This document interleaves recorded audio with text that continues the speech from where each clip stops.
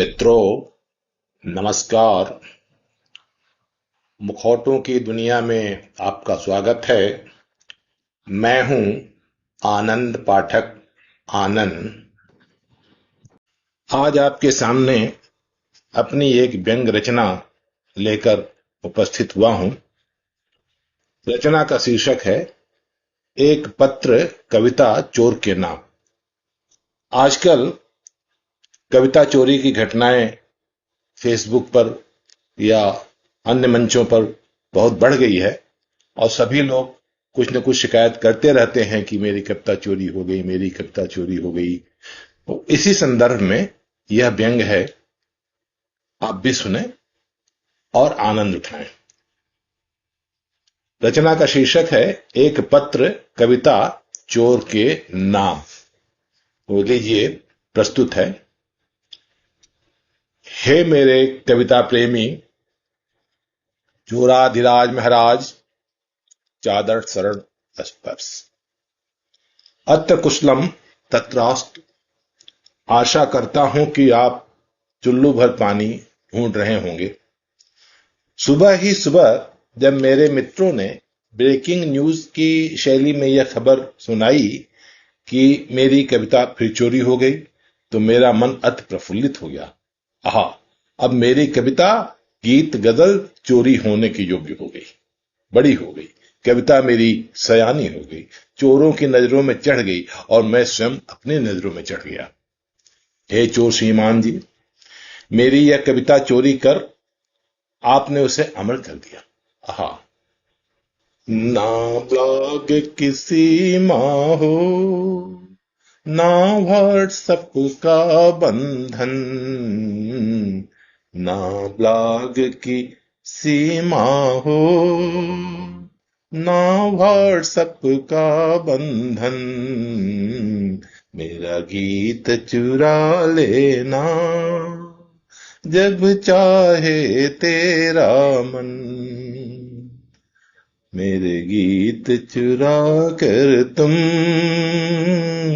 मेरे गीत अमर कर दो, इस चोरा चोरी की सखेरीत अमर कर दो।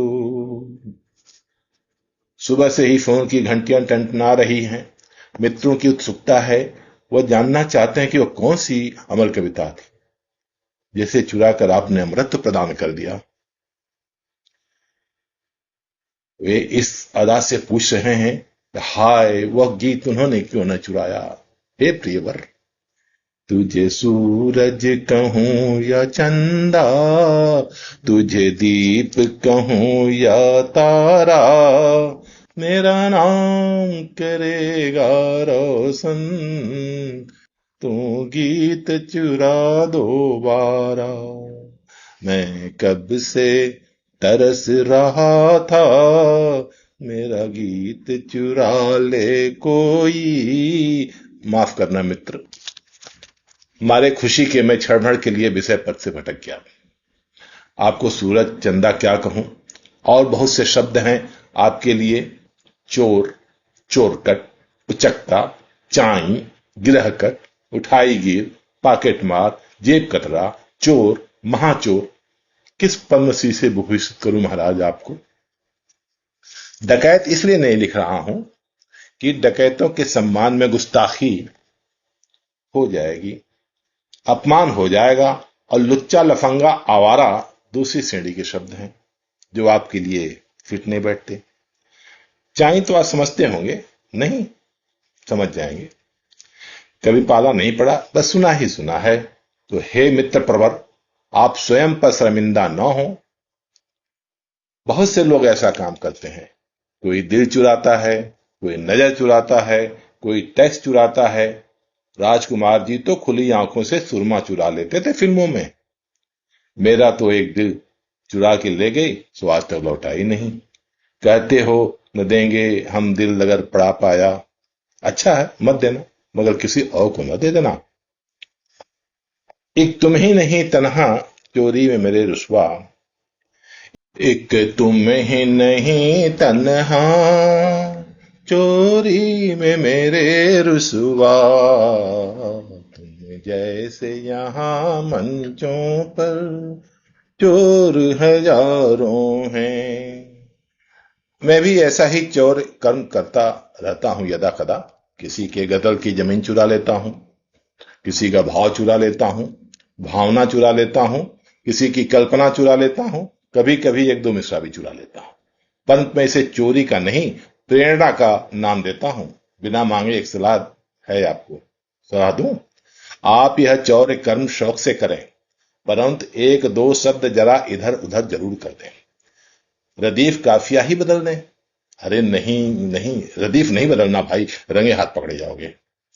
एक आध मिसराह ऊपर नीचे कर दें, हू बहू न उतारें, फिर आपका कोई कुछ नहीं बिगाड़ सकता।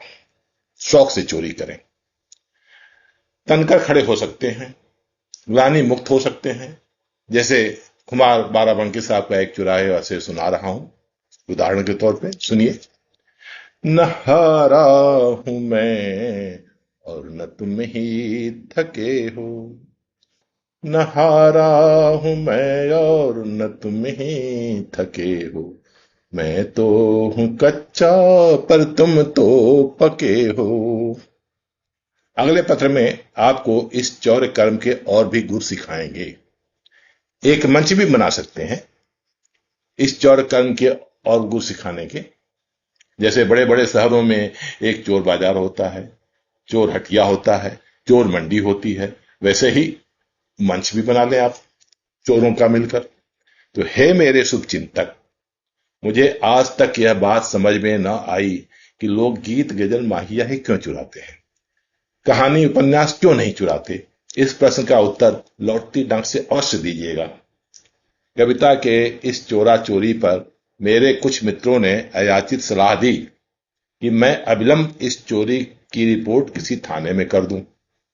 मैंने किया था एक बार, वह भी किया था। यह एक अलग किस्सा है। अबलौ नसानी अब ना नसई हूं।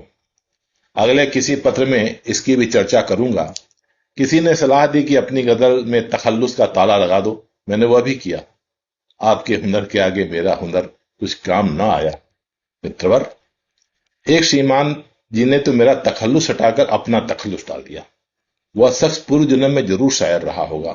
उसने अपना तखल्लुस इस सफाई से डाला कि हम वजन हम काफिया बाबहर बनाकर डाला वल्लाह। क्या कहने कि एक बार तो मैं भी अपनी गजल को उसकी गजल समझ बैठा, वाह वाह कर बैठा, दाद दे बैठा। खुदा इसके हुनर को और बुलंदी अता करे। प्रियवर, मेरे एक मित्राणी महिला मित्र ने सलाह दी कि मैं अपनी गजल में ऐसी भयंकर गलती करके डाल दूं कि वैसी गलती बड़े से बड़ा शायर भी न कर सके। वह गलती ही आपका सिग्नेचर स्टेटमेंट होगी और चोरी तुरंत पकड़ी जाएगी। तो हे श्रीमन, मैंने वह भी किया, मगर अली बाबा 40 चोर शैली में सभी ने अपनी अपनी गजल में वैसी गलतियां डालनी शुरू कर दी। मेरी रचना चोरी होने से वंचित तो हो गई, पर मैं उस सुख से वंचित हो गया जो चोरी होने के बाद मुझे मिलता था। वही सुख, वही आनंद, तुम्हें सूरज कहूं या चंदा वाला सुख। उन महिला मित्र ने सबको यही सलाह दी और सभी ने माना, कारण कि सभी शादीशुदा थे। किसी मित्र ने सलाह दिया कि तुम अपनी रचना के अंत में अपनी स्वरचित रचना लिख दो, कोई माई का लाल नहीं चुरा पाएगा। तो हे मेरे काव्य प्रिय, तुम भी तो किसी माई के लाल ही होगे। अब तो बहुत से लोग अपनी रचना के नीचे कॉपीराइट फलाना सिंह लिख देते हैं। वह ज्ञानी है, मूढ़ है। आप जैसे खानदानी चोर के लिए इन छोटे मोटे तालों की क्या औकात। आपके इस चौर कर्म में आपका शौर्य छलकता है। जैसे आप कह रहे हो, हां मैंने चुराया है, क्या कर लोगे। प्रभु, मैं एक दीनहीन कवि क्या कर सकता हूं। क्या आपने यशोधरा नहीं पढ़ा है।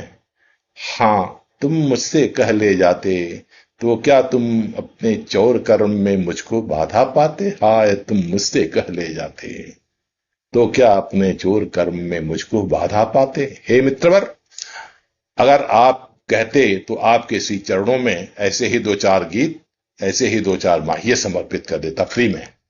कम से कम यह पाप तो आपको नहीं करना पड़ता। फ्री में इसलिए कि मेरे एक साहित्यिक मित्र बता रहे थे कि उनके पास किसी मित्र का, महिला का या पुरुष का, यह नहीं बताया, एक ऐसा प्रस्ताव आया था, वे अपनी रचनाएं उन्हें देते जाएं और उनसे धन लेते जाएं। धनोपार्जन का अच्छा साधन हो जाएगा। पता नहीं इसमें कितनी सत्यता थी, मगर अंत में उन्होंने जो बताया वह बिल्कुल सत्य था। उन्होंने बड़े दर्द भरे स्वर में बताया, पाठक जी जानते हैं मैं बिक सकता हूं, मेरी कलम नहीं बिक सकती। फिर मैंने उनकी लेखनी को प्रणाम किया। तो हे मित्र, अब यह पत्र लंबा हो चला है और आपको भी अब जम्हाई आ रही होगी। रात में सत्कर्म करते करते थक जो गए होंगे। ये न थी हमारी किस्मत की विशाले यार होता है, कभी साक्षात मिलेंगे तो चरण वंदना भी कर लूंगा। पुनश्च अपने अन्य साथियों को मेरा प्रणाम कहिएगा। अगले पत्र में अन्य बातों पर मिलकर विस्तार से चर्चा करेंगे। भगवान आपके हुनर को यूं ही जिंदा रखें। उत्तर की प्रतीक्षा में भावदीय सेवक आनंद पाठक। धन्यवाद।